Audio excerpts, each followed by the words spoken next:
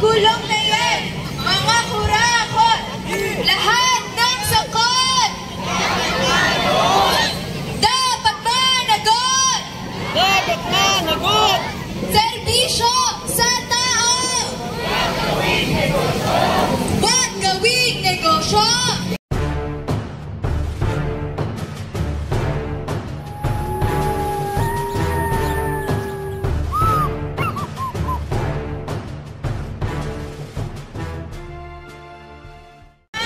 Yan guys, good afternoon, no?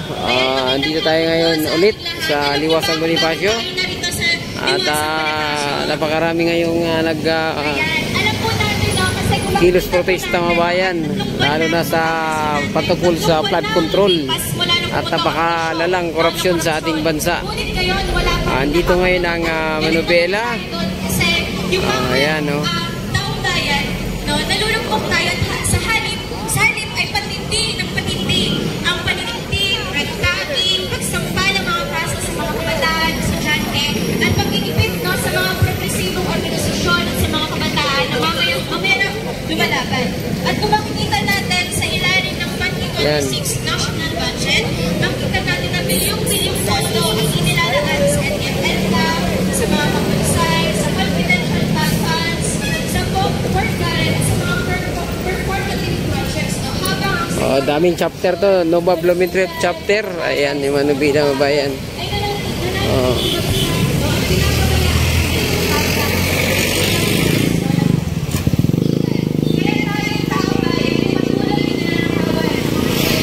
Yan.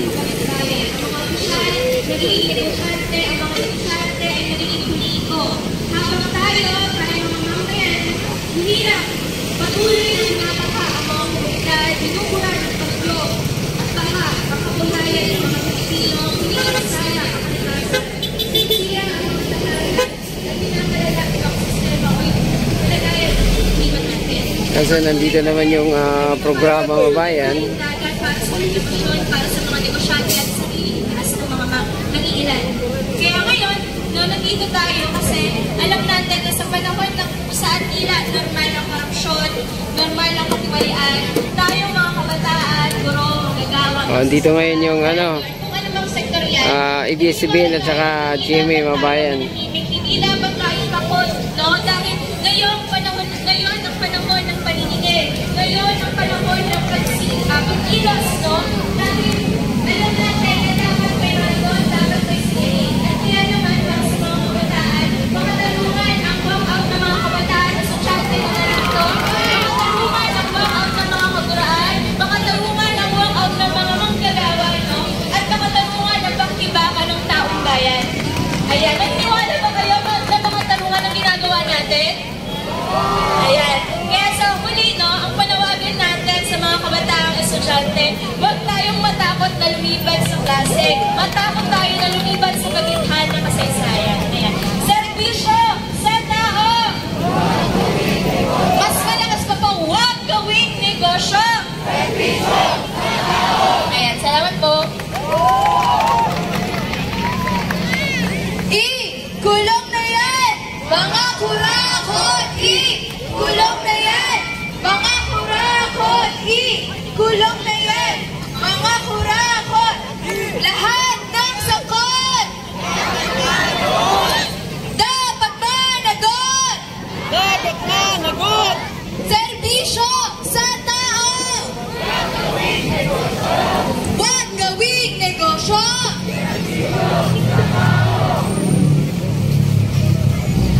Rule of law, due process, anumang ibig nyo, hindi kayo magsasucess.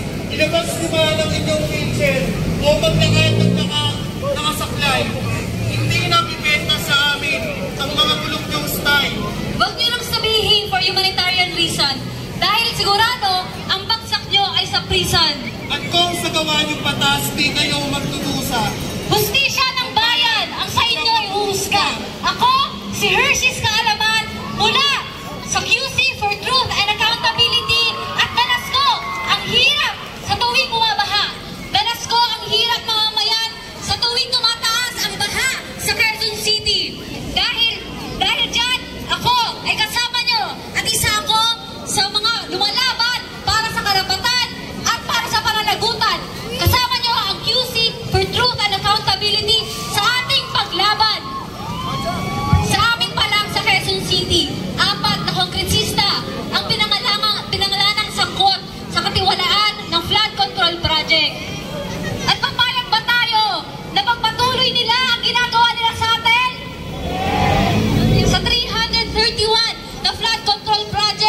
Quezon City, ganun pa rin ang pagtaas ng baha sa isang oras lamang na pag-ulan.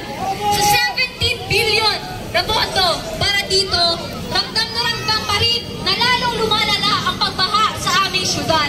At hindi na kami papayag na walang pagbabago. Hindi na kami magbubulag-bulagan at hindi na kami mananahimik.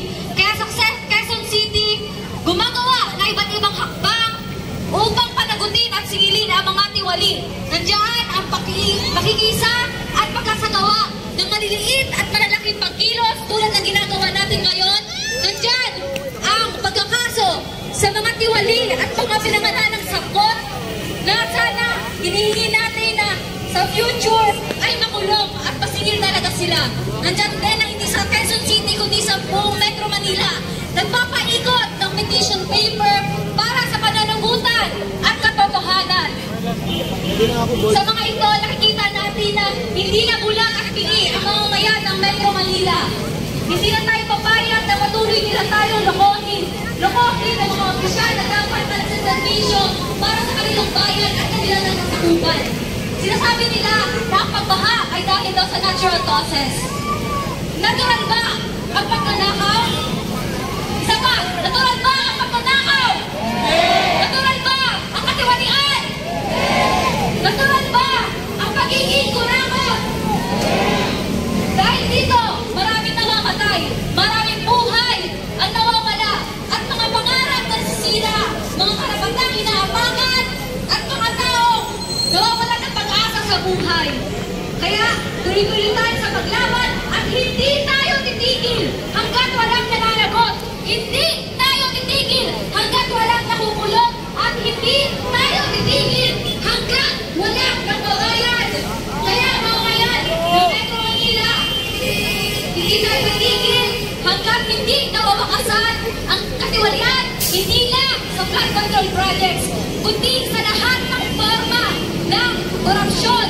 Hindi lang sa mga kabataan, kundi sa lahat ng uri at sektor ng lipunan. Kaya, mamamayan ng Metro Manila, sabay-sabay tayo sumigaw na lahat ng sakot dapat managot! Lahat ng sakot dapat managot! Lahat ng sakot dapat managot!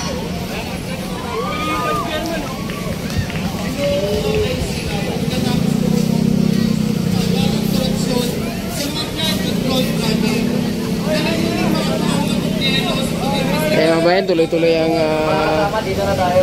project, yung kanilang programa.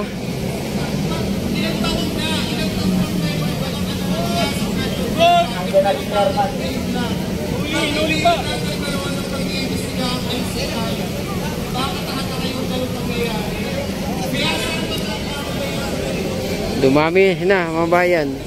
Ba't ibang grupo na to rito? Manubela, Gabriela. Ayan, so hanggang dito lang muna yung ating video update sa kaganapang rally dito sa Liwasang Bonifacio, mga bayan. Adios mga amigo, bye, salamat.